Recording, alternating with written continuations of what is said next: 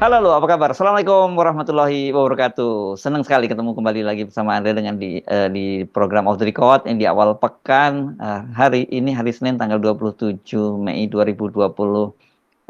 Jangan lupa Mbak Agi, hari ini sebenarnya rencananya itu WHO akan mengesahkan ya WHO Treaty tentang soal penanganan pandemi secara global itu yang juga menjadi kontroversi, dan kalau di Indonesia itu banyak sekali muncul eh, berbagai apa teori-teori konspirasi di balik itu gitu ya.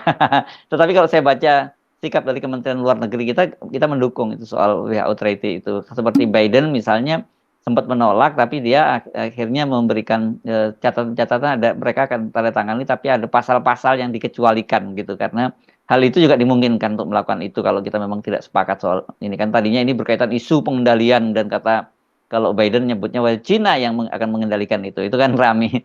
Tapi hari ini akan ditandatangani, dan saya kira orang akan tetap membicarakan satu, soal Rakernas PDIP, kedua juga soal konflik antara kejaksaan dengan kepolisian, itu berkaitan dengan dikuntitnya Jampitsus oleh anggota Densus 88 dan anti teror 88, dan kemudian juga ada semacam teror ya, karena ada anggota kepolisian yang melakukan manuver eh, di sekitar gedung Kejaksaan Agung. Itu tetap menarik, walaupun sekarang itu Menko Polhukam itu ngajak foto bareng ketika berlangsung sidang di kabinet antara Pak Jaksa Agung dengan Pak Kapolri, tapi kita nggak tahu sampai sekarang, kita nggak ada penjelasan apa sesungguhnya yang terjadi ya. Saya kira ini nanti akan, kalau kalau di peristiwa pidana ini disebut sebagai dark number atau semacam masuk X file gitu kira-kira ya Mbak ya, kasus yang tidak akan dibuka ke publik itu kan.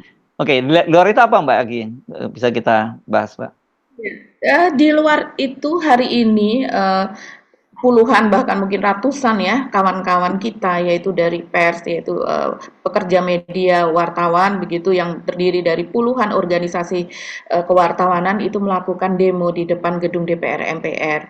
Ini sebagai bentuk keprihatinan betul Mas Ersu terhadap rencana revisi Undang-Undang Penyiaran. Nah, hari ini sebetulnya ini yang terjadi di Jakarta. Sebetulnya sebelumnya itu juga sudah berbagai diskusi itu diselenggarakan dan juga berbagai apa ya demo juga. Cuman hari ini memang betul di depan DPR. Nah, sepekan terakhir ini kalau kita amati di seluruh Indonesia setiap hari itu ada demo dari para teman-teman wartawan Mas Hersu. Ini mungkin nanti kita bisa bicarakan juga di mana saja dan kemudian kok ya dari DPR itu menang-menang baik gitu Mas Hersu sejauh ini. Ya. Padahal teman-teman kita yang mantan wartawan juga ada di DPR dan terutama di Komisi 1 yang membahas masalah ini. Ya, ya, ya, itu oke, menarik. Tapi mari kita mulai, meskipun kita tidak akan dalam ini. Anda tadi ngirimin link berita yang menurut saya menarik berkaitan dengan UKT kan. Memang sampai sekarang kan masih rame terus, jadi terus persoalan UKT ini ya. Dan kemudian kita belum tahu penyelesaiannya seperti apa kan, gitu kan. Ketika ke DPR ketemu dengan Menteri Nadiem kan pada waktu itu juga sebenarnya kita nggak, rekomendasinya itu tidak cukup tegas, karena kalau kita menyimak penjelasan dari Kemendikbud itu kesannya ya fine-fine aja kok gitu, bahwa itu memang kenaikan itu karena adanya apa ya, golongan gitu Pak ya, kelompok pembayaran itu yang ditambah jumlahnya gitu. Tapi artinya sebenarnya yang bayar murah juga tetap ada kan, begitu ya Mbak Agi. Oke, tapi kita nggak akan bahas terlalu jauh soal itu. Ya, cuman saya tertarik ini yang baca kiriman link Anda yang dari Maumere ya, Universitas Muhammadiyah di Maumere itu katanya masih boro-boro mikirin soal kenaikan UKT, katanya bahkan ada mahasiswanya yang masih membayarnya pakai pisang gitu ya Mbak Agi. Padahal ini swasta loh ya, punya Muhammadiyah ya Mbak Agi. Iya, betul, menarik sekali. Ini Muhammadiyah ini memang luar biasa ya Mas Hersu ya. Mereka penyelesaian soal pendidikan yang mahal begitu. Padahal itu juga nggak mahal-mahal amat kalau di Muhammadiyah Mas Hersu. Karena kasus di Muhammadiyah ini dimulai tahun 2018. Muhammadiyah di Maumere atau di Pulau Flores ini masuk Kabupaten Sika ya. Itu sendiri kalau tidak salah baru berdiri itu tahun 2013 dan masalah ini terjadi tahun 2003 kalau tidak salah ya dan Oh maaf, 2013 dan masalahnya terjadi tahun 2018. Nah, katanya ini sebetulnya ada seorang mahasiswa begitu Mas Hersu yang tidak bisa membayar uang kuliahnya atau UKT-nya, yaitu hanya sekitar 1 jutaan saja sebetulnya. Tapi kemudian dia menghadap rektor dan kemudian pihak rektor juga membuat rapat begitu dengan para akademisi dan kemudian diputuskan bahwa mahasiswa tersebut boleh membayar dengan hasil bumi dari orang tuanya di kampung. Jadi ceritanya mahasiswa tersebut orang tuanya itu bertani pisang dan lain-lainnya begitu Mas Hersu awalnya dan kemudian sebetulnya dia pisang itu kalau diuangkan itu dia bisa memiliki uang tapi tidak ada pembeli yang datang ke kampungnya. Padahal kalau dibawa ke kota mereka tidak berpengalaman menjual sendiri ke kota karena biasanya memang ada tengkulak atau pengepul yang membelinya. Nah, akhirnya terus kemudian diperbolehkan. Nah, sejak itulah maka kemudian sampai dengan saat ini itu dari mulai kemiri terus kemudian alpukat apa namanya mente apa dan sebagainya pokoknya semua hasil bumi dan hasil nelayan juga begitu ya karena itu kan ada loh hasil dari petani ikan juga begitu bisa dibawa dan akhirnya yang saya baca itu Mas Hersu yang sangat menarik bahkan ada suatu saat mereka menerima hasil kebun kemiri begitu yang sangat banyak sehingga akhirnya harus menyewa gudang pihak universitas menyewa gudang dan kemudian mengadakan alat pemecah kemiri dan kemudian mengadakan alat pemecah kemiri dan akhirnya para mahasiswa diajari untuk berwirausaha atau membentuk UMKM sehingga hasil dari hasil bumi tersebut dapat dijual ke Jawa begitu ke Pulau Jawa dan juga ke Makassar. Ini luar biasa. Ini pendidikan yang betul-betul memang diinginkan ya seperti itu. Ya, Mereka ya. tidak hanya teori tapi juga langsung melaksanakan Kalau gitu. tahun 2018 berarti sekarang si yang mengawali ini yang bayar pisang itu sudah jadi sarjana dong harusnya Mbak Agi ya. Iya betul. Jadi sarjana dan mungkin jadi pengusaha ya Mas Hersu. Tadinya Iya, iya. bisa menjual ke kota, akhirnya dia di apa namanya melalui jaringan Muhammadiyah itu dia belajar dan akhirnya para mahasiswa Muhammadiyah ini tidak hanya belajar tapi juga karena di situ memang ada jurusan bisnis Mas Hersu, Hmm. terus kemudian ada FKIP apa namanya untuk yang kelak menjadi guru begitu ya keguruan dan ilmu pendidikan. Jadi memang tidak banyak jurusan di situ, tapi salah satunya adalah jurusan komputer dan kalau sekarang kan penjualan banyak melalui online juga. Dan ini luar biasa mengingat apa? Mengingat di pusat itu yang namanya menteri kita Mendikbud apa Nadiem Makarim itu saja tidak bisa memberikan penyelesaian gitu Mas Hersu. Bagaimana ini caranya? Harusnya berkolaborasi dengan ini apa sih masalah yang sebenarnya? Tapi Ya, Muhammadiyah malah bisa memberikan itu dan bahkan beasiswa yaitu lewat Lazis Muhammadiyahnya begitu. ya, Luar ya. Kan biasa. saya kira Pak Menteri Nadiem tidak salah karena kan kemarin ada juga menyebut bahwa dia tidak tahu dia memang tidak tahu hari ini tapi dia tahunya masa depan. Kan UKT itu peristiwa sehari ini, jadi dia nggak tahu kalau nantinya terjadi masa depan baru dia tahu gitu. Dan jangan lupa ya Muhammadiyah ini meskipun dia lembaga pendidikan ini milik Muhammadiyah yang Islam, tapi mahasiswanya juga banyak diantaranya tidak bukan dari kalangan umat Islam ya Mbak, karena ini bukan hanya di Momere ya di NTT yang mayoritas penduduknya non Muslim gitu, di Papua segala macam juga itu kampus-kampus Muhammadiyah itu hadir. Jadi saya kira ini justru menurut saya malu ya pemerintah karena yang amanat konstitusi kan yang diberi amanat untuk mencerdaskan kehidupan bangsa itu kan adalah negara ya presiden dalam hal ini ya yang mendapat kewajiban dari menjalankan konstitusi itu. Tapi ini justru diambil perannya oleh lembaga ormas keislaman begitu. Ini contoh bagus ya kita tidak akan bahas terlalu dalam tapi Pak Jokowi atau Mas Nadiem lah gitu. Bolehlah kali-kali baca ini dan datang dong, jangan malu-malu datang ke Muhammadiyah. Apa sih sebenarnya yang mereka lakukan kenapa mereka bisa menjalankan pendidikan semacam itu karena Muhammadiyah kan pasti tidak lebih kaya dari negara dong ya, Pak Agi.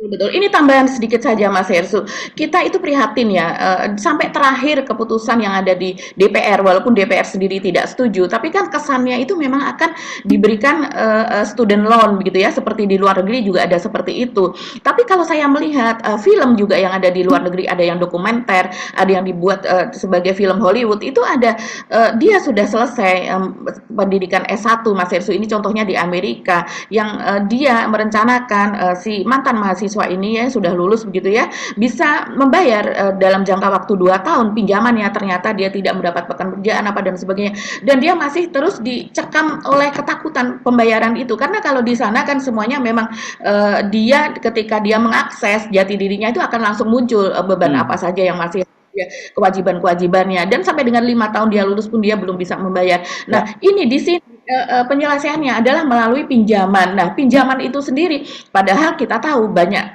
S1 begitu ya Mas Ersu, yang tidak bisa langsung bekerja. Oh Bahkan ya. di Amerika ini Kamala Harris yaitu wakil presiden gitu lewat akun IG-nya itu mengumumkan bahwa mereka memberikan keringanan yaitu dengan menghapus pinjaman dari kalau tidak salah 2,7 juta gitu hampir 2,7 4,7 juta jumlah Dua. mahasiswa yang Oh. dihapus. Nilainya sekitar 2 hampir 2,7 triliun. Itu luar biasa. Di Amerika saja terjadi problem, mereka menunggak, tidak bisa membayar apa dan sebagainya.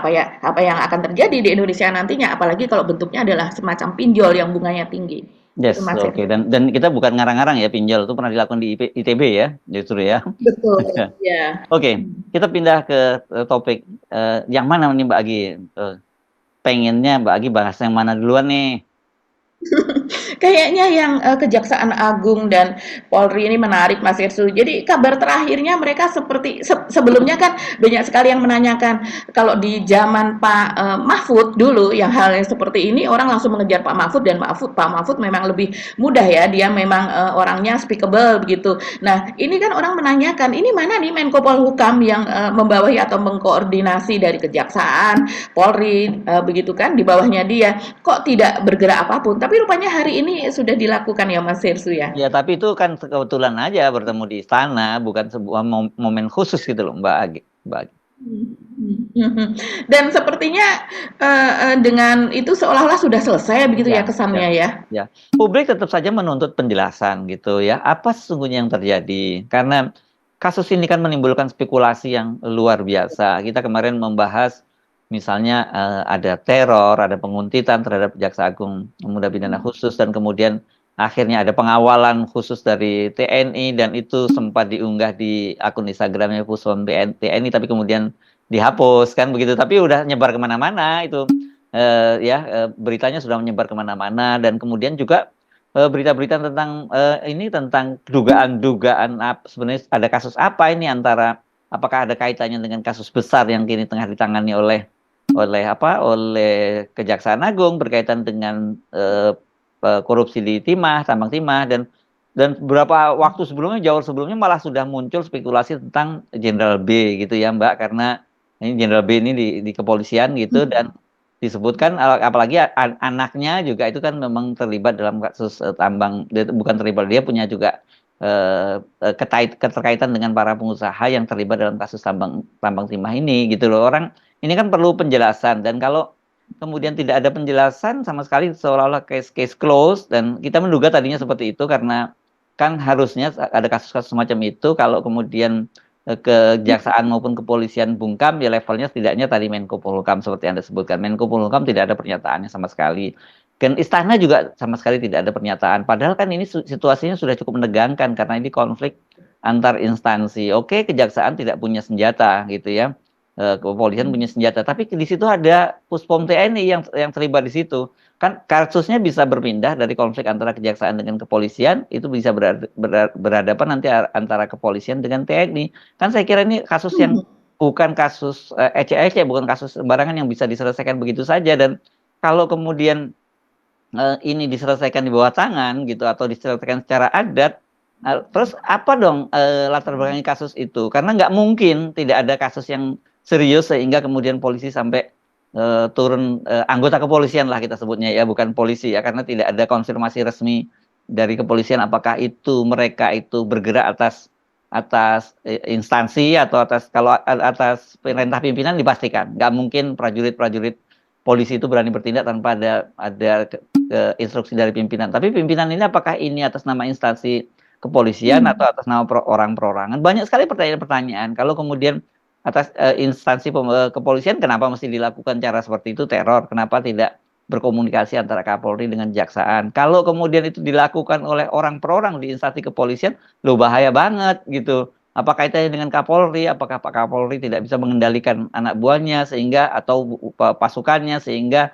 ada kekuatan-kekuatan lain baik di dalam kepolisian maupun yang mereka pernah ada kepolisian sekarang di luar kepolisian kan pertanyaan semacam ini menjadi sangat sangat sangat serius dan ini berkembang liar di media sosial ya dan orang juga cuman tadi ada yang ngechat saya coba diperhatikan Mas Hersu ini setelah nanti Pak Kapolri dengan Pak Jaksa Agung ketemu di istana ditengahi oleh dipertemukan oleh Pak Menko Polhukam dan sebelumnya ada juga pertemuan dengan Kak Panglima TNI Mbak ya. Apakah kasus-kasus besar yang ditangani oleh kejaksaan itu berlanjut atau tidak? Gitu loh. Kalau tidak ada kasus-kasus yang besar tidak berlanjut ya itu bahaya berarti bisa diselesaikan secara adat kalau kita sebut ini sebagai sesama biskota dilarang saling mendahului gitu. Tapi orang menyebutnya kalau mafia apa iya instansi kepolisian dan Kejaksaan Agung ini kemudian bagian dari mafia itu? Ya saya kira yang pertanyaan-pertanyaan publik semacam ini yang harus dijelaskan sehingga tidak muncul spekulasi karena katakanlah ini selesai tetapi rumor politiknya akan terus berlanjut dan ujung-ujungnya kredibilitas terhadap pemerintahan itu semakin buruk saja gitu. Iya. Iya, kalau kita melihat kronologisnya Mas Esu, ini kan sudah berkembang selama 1 pekan terakhir ya. Karena Ahad yang lalu dimulainya ya.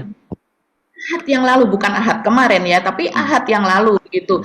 Dan kemudian video yang beredar begitu Mas Hersu, itu baru memang pada Jumat malam begitu ya. Dan ini tidak mungkin beredar begitu saja tanpa ada yang mengedarkan dari dalam. Dan saya rasa kenapa yang mengedarkan dari dalam ini harus menggunakan media dan juga media yang awal mengeluarkan video itu bukan media nasional, bukan media resmi begitu ya kalau saya melihat, tapi ada sebuah media yang kalau kita telusuri itu misalnya untuk bagian link redaksinya itu memang tidak jelas ditampakkan. Kemudian ada link tentang kami yaitu biasanya berisi tentang histori dan juga visi misi dari media tersebut begitu itu juga tidak ada begitu ya. Tapi dia memuat video begitu, setidaknya ada 2 video yang saya lihat itu pada Sabtu dini hari begitu. Jadi sekitar pukul 1 dini hari itu muncul video tersebut. Sementara saya cek di media-media nasional yang lain itu belum ada. Begitu juga di IG maupun di X itu video yang tersebut belum ada.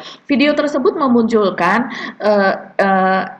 anggota yang diduga dari Densus 88 yaitu berinisial IM tersebut ya dengan pangkat Bribda tersebut berada di ruangan dan sepertinya tengah diinterogasi dan ini sangat jelas fotonya kemudian dari video tersebut banyak di-capture oleh media dan kemudian diberikan narasi begitu ya akhirnya terungkap siapakah anggota Densus tersebut dan kemudian ketika ditelusuri seperti tanggal lahirnya berasal dari Tegal terus kemudian dia belum menikah nama inisialnya dan sebagainya bahkan kemudian juga difoto kartu dia yang ternyata ketika ditangkap dan ditangkap oleh polisi militer yang mengawal Bapak Jampitsus yaitu terus kemudian di situ ada beberapa yang seperti misalnya penyamarannya kartu anggota kalau tidak salah PT Telkom itu Mas Hersu salah satu BUMN besar kartu karyawan ya bukan kartu anggota kalau itu ya. Ya, maaf, kartu karyawan dan kemudian di situ ada namanya berbeda dengan nama aslinya dan sebagainya begitu. Jadi memang ada tugas tertentu yang sedang dibebankan kalau seseorang itu memang dia sampai membuat semacam kartu karyawan, pura-pura menjadi pegawai BUMN apa dan sebagainya begitu ya. Itu sudah menyebar sangat luas dan jejak digital itu tidak bisa dihapuskan begitu saja. Jadi kalau seandainya sekarang memang ini diselesaikan secara adat, secara diam-diam, tahu sama tahu seperti itu, ini pasti akan menjadi Mas Hersu, ini akan menjadi dark number yang akan terus diungkit-ungkit begitu. Ini tidak mungkin selesai begitu saja, mengingat video yang ada sepeda motor dan juga konvoy, mobil yang konvoy sepeda motor dan mobil. Ya.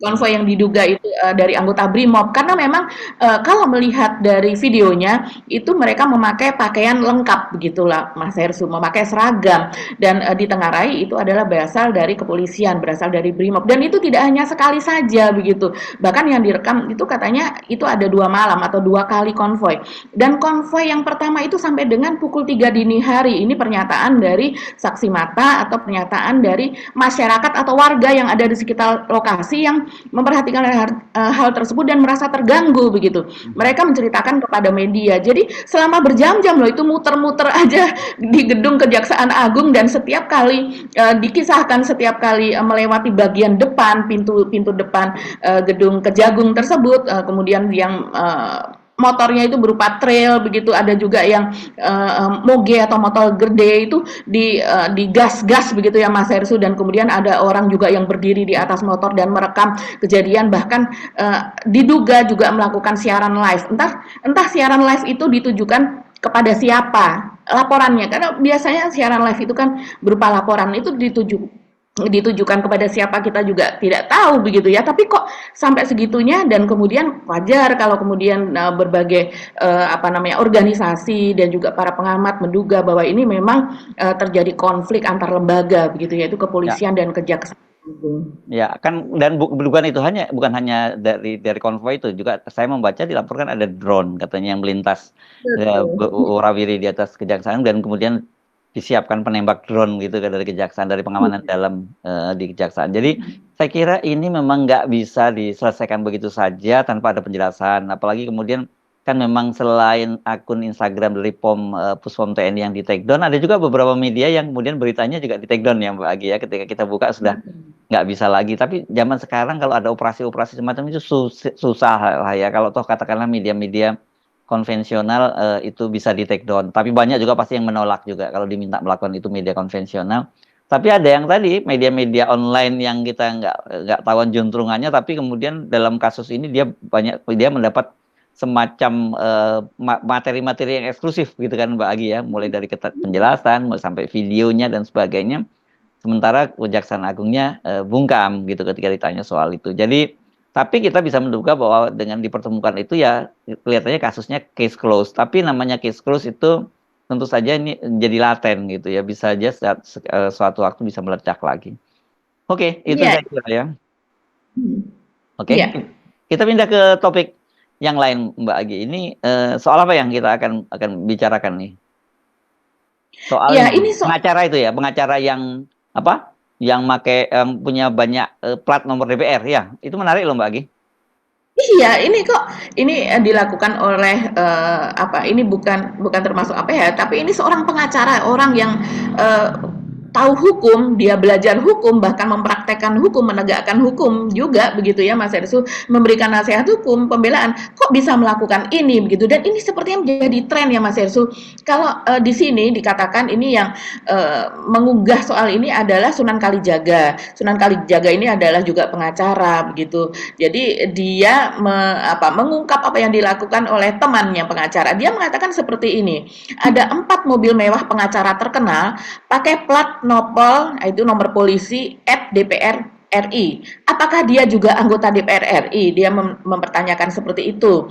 Terus kemudian ada di kolom komennya berikutnya dia menulis seperti ini. Serius, gue mau tanya, emang boleh pengacara terkenal pakai plat nopol DPR RI 4 mobil mewahnya? Jadi ada 4 mobil mewah rupanya. Numpang tanya Bang Habibur Rahman dan Ahmad Sahroni. Jadi dia mempertanyakan ini kepada anggota Komisi 3 dari Gerindra dan juga dari Nasdem, karena keduanya ini aktif di media Ya. sosial.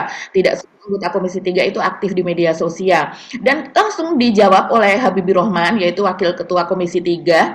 Dia mengatakan, tentu tidak boleh bro, saat ini sudah ada beberapa orang yang diamankan terkait pemalsuan dan penggunaan plat palsu DPR. Kami sudah minta Polri untuk menindak tegas pemalsuan tersebut karena jelas melanggar pasal 263 KUHP MKD DPR. Juga sudah sepakat jangan ada yang mengintervensi penegak hukum dan melindungi orang yang terlibat. Nah, biasanya kalau pengacara terkenal, dia juga menjadi penasihat hukum dari orang-orang yang terkenal pula, bahkan pejabat begitu Mas Ersu. Jadi ini diingatkan bahwa supaya tidak ada yang mengintervensi. Nah, tapi keterangan dari pihak kepolisian sendiri Mas Ersu itu menyebutkan bahwa ternyata tidak hanya 4 tapi ada 8 mobil dan juga ditemukan 25 anggota KTA, kartu anggota DPR RI yang disita, yang tentunya ini terindikasi bahwa kartu itu adalah kartu palsu. Ini luar biasa dan sudah ada 5 orang yang kabarnya ini menjadi tersangka dalam kasus ini. Cuman sampai sekarang belum diungkap begitu Mas Hersu nama Oh, dari jadi pengacara artinya terkenal. ini udah bertindak duluan polisian sebelum Sunan Kalijaga atau mengunggah statusnya itu ya Mbak ya? Betul, jadi rupanya ini kasus, sudah terjadi, tapi memang belum diungkap oleh kepolisian Diungkap, ya. ya, ya. Mungkin Mungkin supaya supaya dibuka langsung diunggah oleh Sunan Kalijaga gitu. Nggak lama kemudian ada penjelasan dari iya, polisi ya. iya, iya. Ya, ya. Diam saja kasusnya ini begitu ya, dan dia khawatir bahwa apalagi soal intervensi tadi dikatakan bahwa ya takutnya ini diselesaikan di bawah tangan juga begitu Mas Ya, Herssu. Jadi kemudian dia dilapan-enamkan lah kalau kayak gitu istilahnya ya. Ya. iya, iya, iya, betul. Jadi ini luar biasa Mas Herssu, karena sebelumnya kasus-kasus seperti ini juga terjadi pada kasus polisi yang indikasinya bunuh diri, yang kita tahu beberapa waktu yang lalu Mas Herssu Oh ya. itu bunuh diri polisi dari Sulawesi Utara kalau tidak salah Mas Herssu, yaitu di halaman rumah seorang polwan di Jakarta Selatan, dan juga yang suaminya adalah ketua relawan dari Gibran di Jawa Timur begitu ya, dan dia juga adalah seorang pengusaha tambang. Nah, ini juga sang pengusaha ini Mas Herssu, di mana ada polisi yang katanya menjadi Ajudan, pengawalnya, ajudan atau pengawal ya, gitu. atau ajudan, padahal tidak ada apa Penugasan. secara resmi Hmm.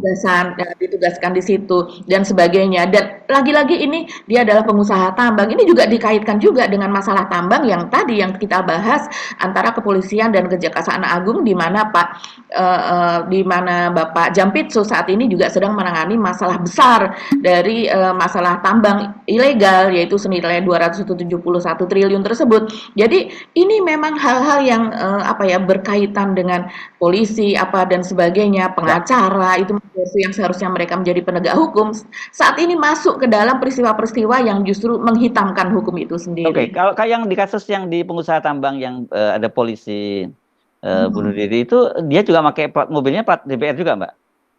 Betul, di situ ada dia memakai plat anggota DPR begitu ya, plat DPR, tapi plat DPR kalau tidak salah itu hanya terbatas sampai sampai berapa gitu Mas Hesu kalau menurut Habibur Rahman ya. Dan tapi dia menggunakan nomornya itu puluhan, yang sudah jelas tidak ada nomor itu terdaftar di DPR begitu. Hmm. Nah, terus kemudian dari pihak DPR sendiri juga meminta supaya itu apa namanya, dipolisikan begitu ya, supaya itu ditindak begitu. Tapi sampai Tapi sekarang kita tidak ya tahu nih. kita tidak dengar ada kasusnya bagaimana kelanjutannya. Kelihatannya selesai begitu saja karena apalagi keluarganya juga minta tidak diotopsi kan. Jadi case close juga itu.